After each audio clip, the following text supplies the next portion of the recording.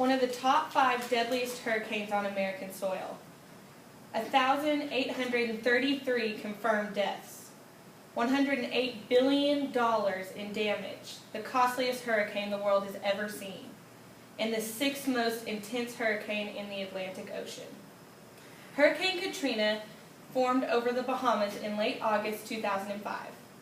A band of smaller storms connected with to the circulation of the main cell, adding to its power. With winds of about 40 miles per hour, the storm is named Tropical Storm Katrina.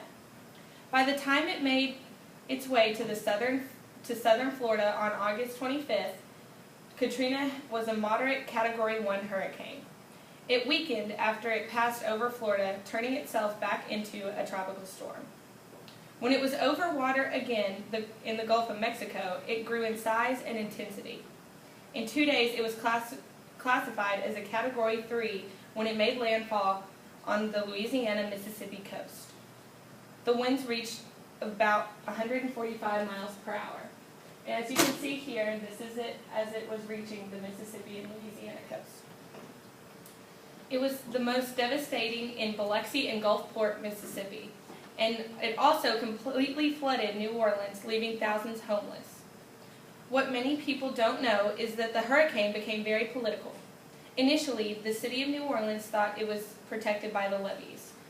The city had known that the levees were old and needed to be fixed, but the government had cut funding for the levees just recently before the hurricane season began.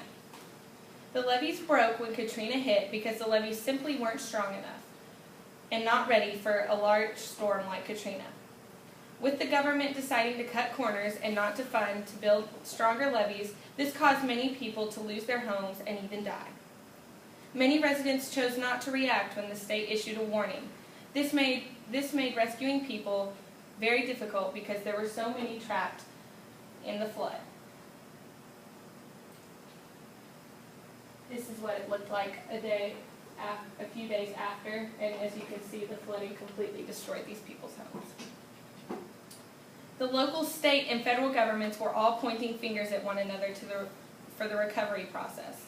The stress of recovery costs drove FEMA's director, Michael D. Brown, to resign.